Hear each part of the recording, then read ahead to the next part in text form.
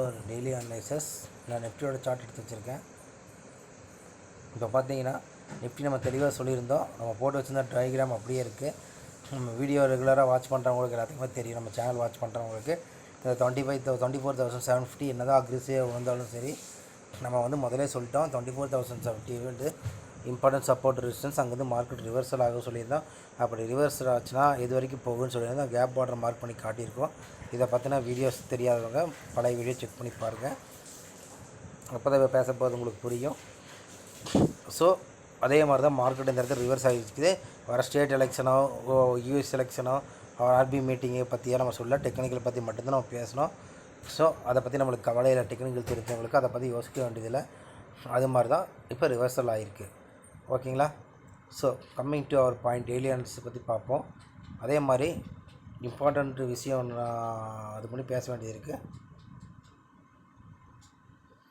Fin Nifty அதே மாதிரி தான் டயக்ராமில் அப்படியே இருக்குது. நம்ம சொல்லியிருந்தோம் இந்த previous fin Nifty low mark பண்ணிக்கங்க. இது கீழே தான் மட்டும் பீரிஸ் போங்க, இல்லாட்டி போகாதீங்கன்னு சொல்லியிருந்தோம். அதே மாதிரி இங்கே ஒரு லெவல் நான் மார்க் பண்ணி காட்டியிருந்தேன். இதுக்கு மேலே இருந்தால் மட்டும் புல்லிஸ் போங்க, அப்படி இல்லைன்னா இதுக்குள்ளேயே ப்ரீமியம் வண்டிங்க தான் இருக்கும். என்ன தான் மார்க்கெட் மேலே போனாலும் உங்களுக்கு வந்து ப்ரீமியம் ஏறாது, ப்ரீமியம் டிக்கே தான் ஆகும். ஏன்னா இது யூஸ்வலாக நடக்கிறது தான். ஒரு பெரிய புல் பேக், அதாவது பாருங்கள் ஆப்ஷன் பையர்ஸ் நல்லா தான் இருக்குது. இங்கேருந்து பார்த்தீங்கன்னா உங்களுக்கு வேணால் ட்ரெண்ட் லைன் போட்டு காட்டுறேன்.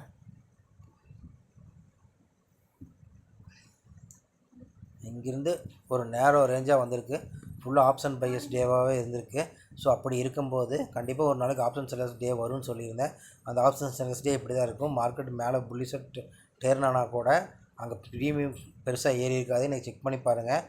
எங்கே மார்க்கெட் ஏறி இருந்தாலும் அந்த ப்ரீமியம் ப்ரைஸ் எங்கே ஆரம்பிச்சிருக்குதோ அதே இடத்துல தான் முடிஞ்சிருக்கும். மிஞ்சி போனால் ஒரு 25 பாயிண்ட்ஸ் ப்ராஃபிட்டில் முடிஞ்சிருக்கும், அவ்வளோதான். இது வந்து ப்ரீமியம் டிக்கே இது நடக்கிறது தான். இந்த வீடியோ அந்த பழைய வீடியோ பார்த்தீங்கன்னா லாஸ்ட் வீடியோ போஸ்ட் பண்ணது பார்த்தீங்கன்னா இதை பற்றி உங்களுக்கு தெரிய வரும். ஸோ அது தெரிஞ்சுக்கணுங்கிறக்க வேண்டியதான் நான் சொல்கிறேன். நிறைய மிஸ் பண்ணவங்க பார்க்கட்டும்னு சொல்லி தான் சொல்ல வந்தது. ஓகே, இப்போ பார்த்தீங்கன்னா இப்போ ஒரு புல்லிஷ் சைன் வந்திருக்கு மார்க்கெட்டுக்கு. இதை வந்து நான் புல்லிஷ் சைனாக நான் ஏற்றுக்க மாட்டேன். இப்போ எல்லா டைம் பார்த்தீங்கன்னா மார்க்கெட் வந்து கீழே விழுந்தது.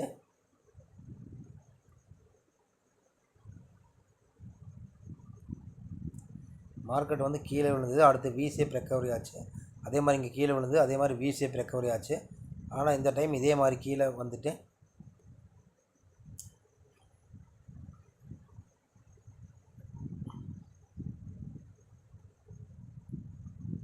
வி ஷேப் ரெக்கவரி ஆகும்னு சொல்லி எனக்கு நம்பிக்கை இல்லை. ஏன்னு கேட்டிங்கன்னா மார்க்கெட் இனிமேல் வந்து பார்த்திங்கன்னா ஸ்டெப் பை ஸ்டெப்பாக தான் கீழே போகும், மேலே போகும். இந்த இடத்துல வந்து ரெசிஸ்டன்ஸ் இருக்குது. இந்த இடத்துல மறுபடியும் வந்துட்டு ஒரு கீழே ஒரு புல் பேக் கொடுத்துட்டு அதுக்கப்புறம் தான் மறுபடியும் போய் இந்த கேப்பை ஃபில் பண்ணணும். அந்த கேப்பை ஃபில் பண்ணதுக்கப்புறம் மறுபடியும் கீழே வரும். அதுக்கப்புறம் தான் மறுபடியும் இந்த கேப்பை அடுத்து ஃபில் பண்ண போகும். இப்படி போகும். அப்படி மறுபடியும் இந்த கேப்பை ஃபில் பண்ணணும். கீழே வந்துட்டு தான் இந்த கேப்பை ஃபில் பண்ணணும். இப்படி வந்துட்டு இப்படி தான் போகும் மார்க்கெட். இதை பற்றி நான் என்ன சொல்ல வரேன்னா, இதுக்கு முன்னாடி எத்தனை யூடியூப் வீடியோஸ்லையோ இல்லை எந்த யார் சொல்லியிருக்காங்க எனக்கு தெரியாது. இன்னும் கம்மிங் ஃபியூ மினிட்ஸுக்கு இப்போ என்ன ஆல் டைம் ஹையோ அதுதான் ஆல் டைம் ஹையாக இருக்க போகுது. இதுதான் சிம்பிள் பிளான் நான் சொல்ல வர்றது. நாளைக்கு ஆர்பிஐ மீட்டிங் இருக்குது. அந்த ஆர்பிஐ மீட்டிங்கில் என்ன ட்ரிகர் ஆகுதோ அதை பொறுத்து தான் மார்க்கெட் நாளைக்கு மூவ் ஆக போகுது. எனக்கு தெரிஞ்சு இந்த டைம் வந்து பெருசாக ஒன்று நெகட்டிவ் நியூஸ் கொடுக்க போகிற மாதிரி எனக்கு தெரியல. ஸோ இது எல்லாமே பிளானில் வச்சுட்டு பண்ணுங்கள். அதை தான் மறுபடியும் திருப்பி சொல்கிறேன். எல்லா நாளும் ஆப்ஷன்ஸ் பையர்ஸ்னாலவே இருக்காது. அது மாதிரி அக்ரெசிவாக ட்ரேட் பண்ணி இருக்கிற இதெல்லாம் லாஸ் பண்ணிக்காதீங்க. ப்ரீமியம் டிக்கே இருக்கிறது தான் வாய்ப்பு இருக்குது. நாளைக்கு ஆர்பிஐ மீட்டிங் வாட்ச் பண்ணுங்கள். அது எப்படி மார்க்கெட் அஃபெக்ட் பண்ணுதோ அதுக்கு தகுந்த மாதிரி பிரேக் அவுட் பார்த்து மூவ் பண்ணுங்கள். அதுதான் பெஸ்ட்டு பிளானாக இருக்கும்.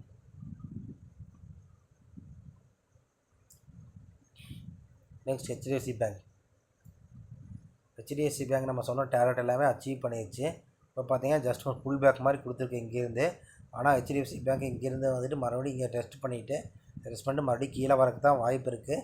இந்த லெவலையும் மறுபடியும் டெஸ்ட் பண்ணுவாங்கன்னு என்னோடய எதிர்பார்ப்பு இருக்குது. ஸோ இப்போதைக்கு எதுவுமே சொல்ல முடியாது இருக்குது. நாளைக்கு வந்து ஆர்பிஐ மீட்டிங் முடியட்டும். நம்ம அதுக்கப்புறம் அதுக்கு தகுந்த பிளான் எடுத்துக்கலாம்.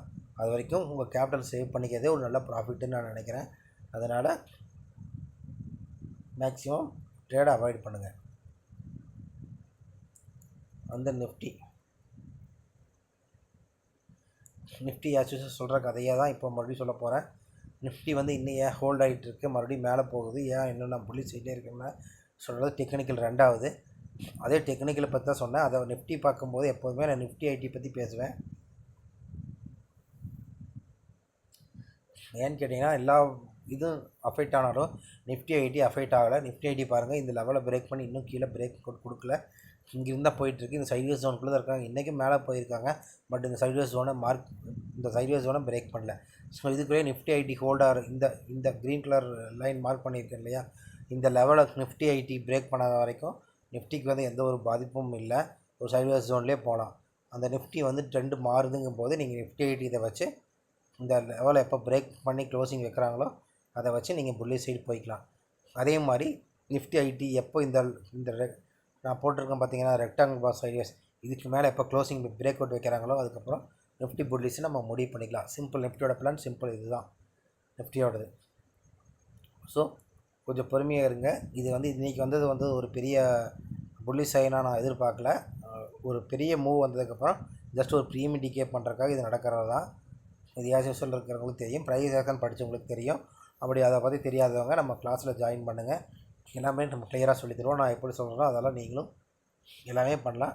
ஒரு ஓன் பாஸாக நீங்களும் இருக்கலாம். ஓகேங்களா? இதுதான் டுடே டெய்லி அனலைசஸ். இதை வாட்ச் பண்ணி இந்த பிரேக் அவுட் ஆனதுக்கப்புறம் கொடுத்துக்கல பண்ணலாம் பார்த்து ட்ரேட் பண்ணுங்கள். அது வரைக்கும் ட்ரேடில் அக்ரெசிவாக என்டர் ஆகாதீங்க. அது வரைக்கும் நீங்கள் ட்ரேட் பண்ணாமல் இருக்கிறதே உங்கள் கேபிட்டல் சேவ் பண்ணுறதா அர்த்தம். அதே ஒரு பிக் ப்ராஃபிட் தான். தேங்க்யூ ஃபார் வாட்சிங்.